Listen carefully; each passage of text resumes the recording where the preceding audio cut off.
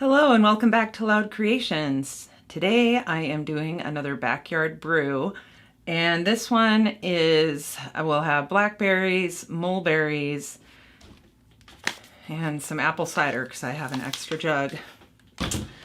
And I just ran up the stairs and now I'm trying to catch my breath. Why can't I just wait to hit record?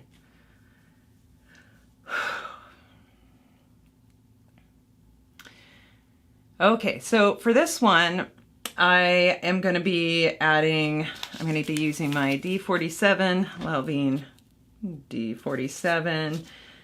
I have orange peel or orange zest here, so I'm going to use that.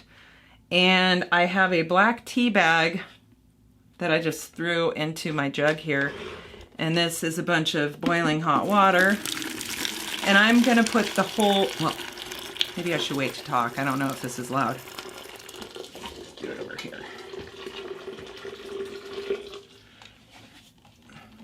I don't want to steam up my camera. Okay.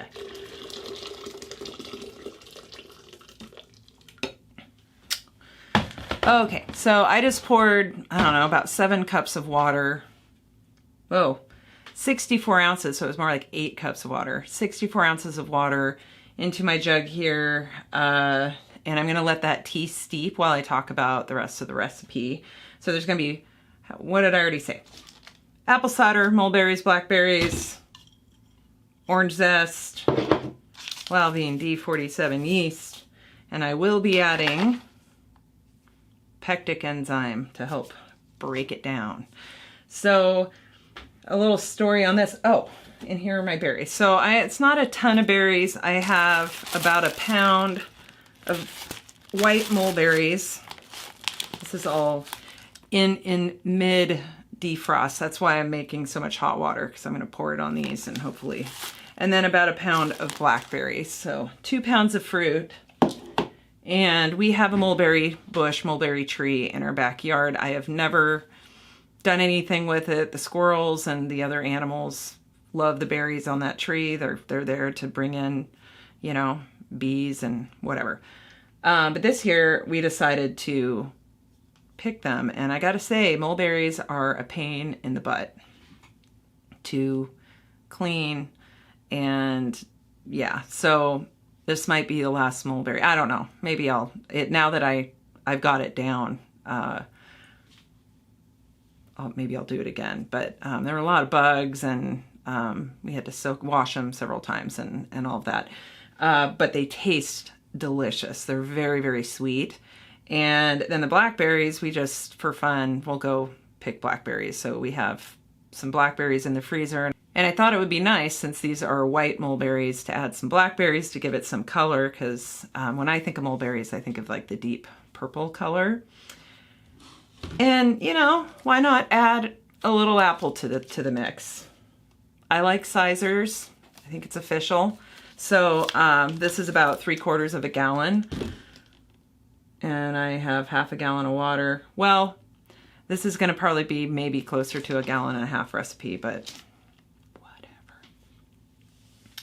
So what am I going to do first? I am going to open up my berries. Oh, I have my Big Mouth bubbler here. And I believe this can hold, I don't know, 1.5 gallons. Everything has been sanitized. I did what I was supposed to do, so stuff doesn't go bad. So what I'm going to do is I'm going to drop my berries in there.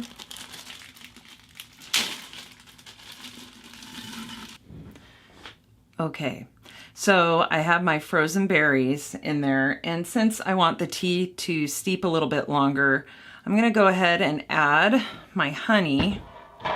Now I have this honey that I should have had from my last batch. I have a little bit left. I'm going to go for about 2.5 pounds of honey. Oop. So let's see how much comes out of this one.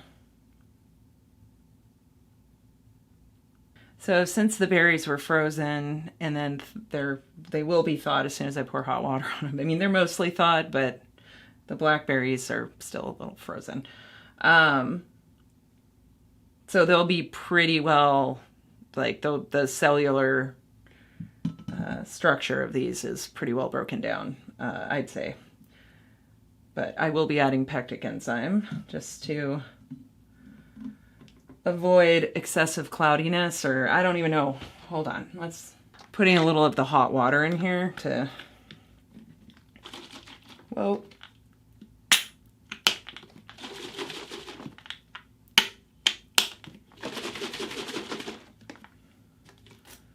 Get more honey. Okay, so I'd say that's spent. Feels good to actually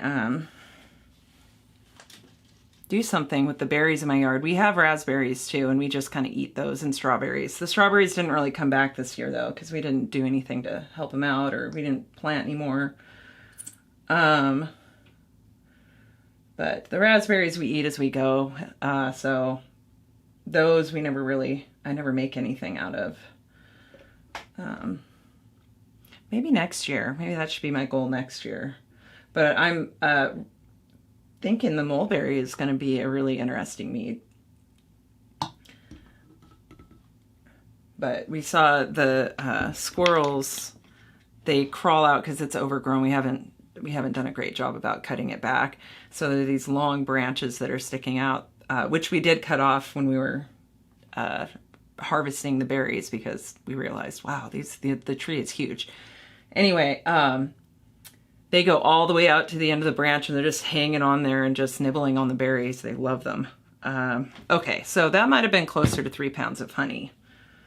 I'm gonna take my spoon. I'm gonna take the tea bag out. Okay, so the tea bag is out, and now the tea is going in, and hopefully melting the berries. That's the goal. Okay, so I'm gonna stir this up. Ah!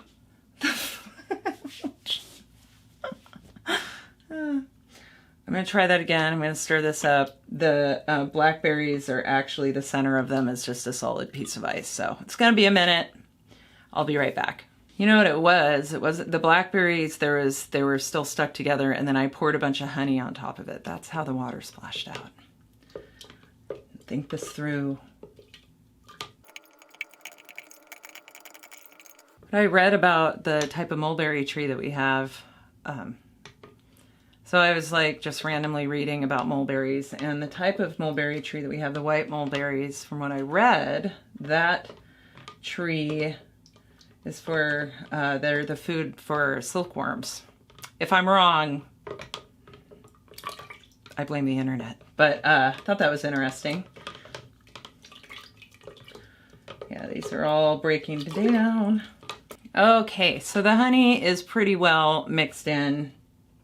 This is pretty hot still. I'm hoping this will cool it down to about body temperature so that we can add our pectic enzyme and our yeast, and I still have the lemon or orange peel.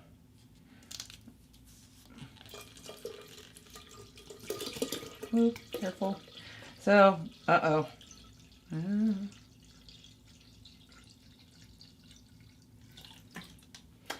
not going to quite put all that in. I think I went a little wild with the amount of water I put in because, well, a little bit more. Okay. That's filled up pretty high. Stir this up.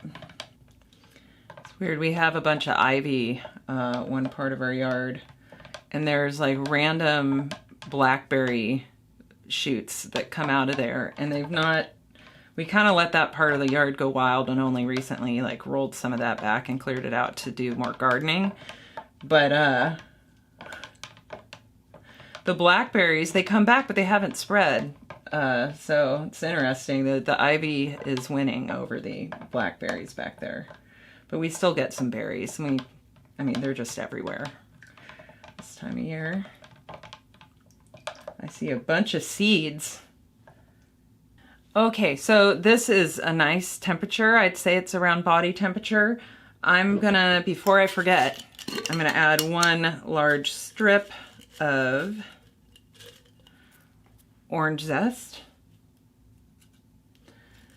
And I'm going to add half a teaspoon of pectic enzyme.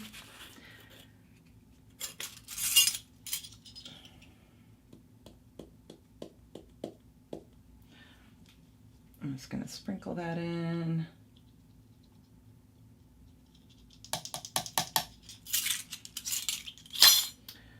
Where'd my spoon go? Oh, here. Stirring it up again. And I'm about ready to pitch the yeast, throw it in there, and let it have a wild, happy, short life.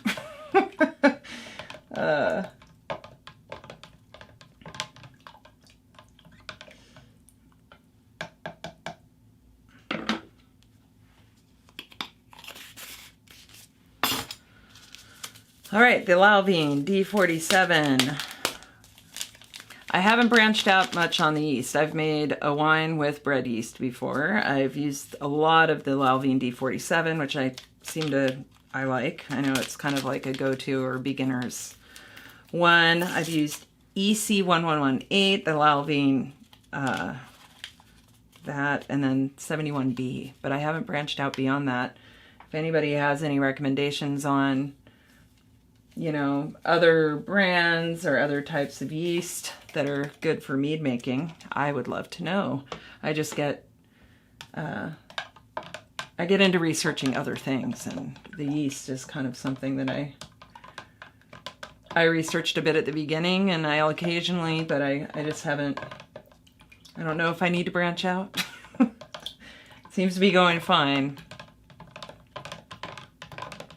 Bread yeast, it worked, but that was when I was even making like, you know, you can make wine out of any kind of juice, and I just, it was fun for a while, but it was not as tasty as the meads have been. So where am I going with this?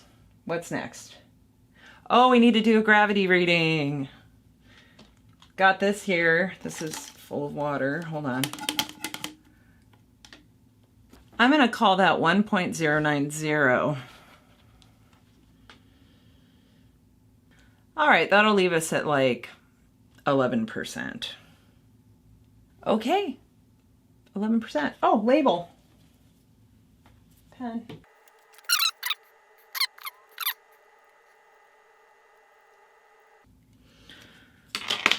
I don't know what to call this one. I was thinking about calling it Grayberry Mead because it's a blackberry and a whiteberry combined, which would make gray, right?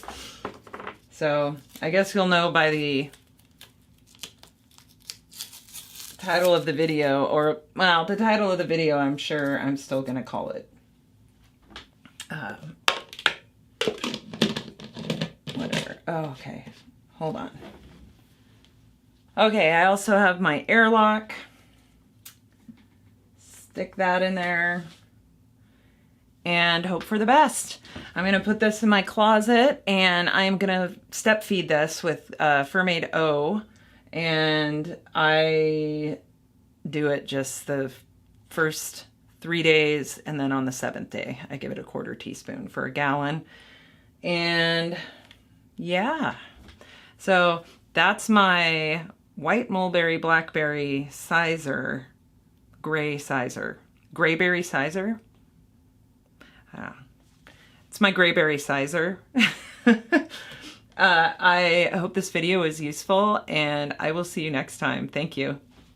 Something I forgot to do that, I mean, we'll survive if I hadn't put this back in, but you want to, you know, you can always pour this back in.